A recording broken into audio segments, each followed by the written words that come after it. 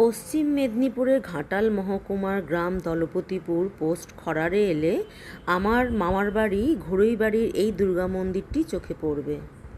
কথিত আছে শ্রীনাথ চন্দ্র ঘড়ই আর গোপীনাথ ঘড়ই আজ থেকে 148 বছর আগে 1285 বঙ্গাব্দে স্বপ্নাদেশ পেয়ে মা দেবী দুর্গার এই পুজো শুরু করেন।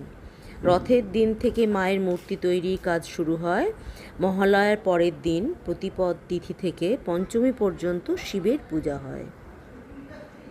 এখন এখানে চলছে মূর্তি গড়ার কাজ। মূর্তি গড়া হয়ে গেলে মহালয়ার পরের দিন থেকে যে পুজো শুরু হয়, ষষ্ঠীতে গিয়ে মায়ের বোধন আর সপ্তমীতে কলাবউ সহ দেবী মা দুর্গাকে গৃহপ্রবেশ করানো হয়।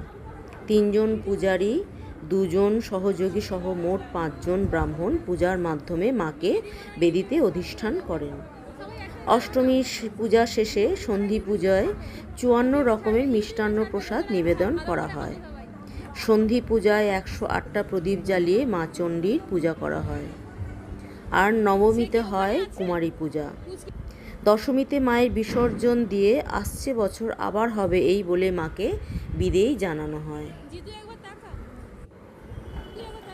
এখন এখানে নবমীর সন্ধি পূজার আয়োজন করা হচ্ছে। শ্বেতপদ্ম আর স্থলপদ্ম দিয়ে মায়ের পূজা শুরু হবে।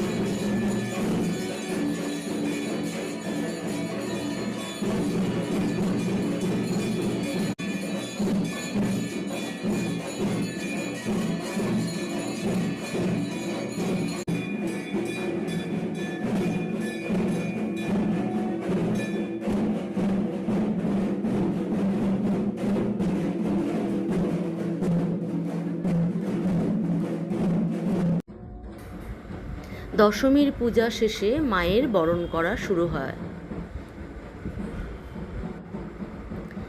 দেবী মায়ের বরণের শেষে দেবী মায়ের নামে নিজস্ব পুকুরেই মায়ের বিসর্জন দেওয়া হয়।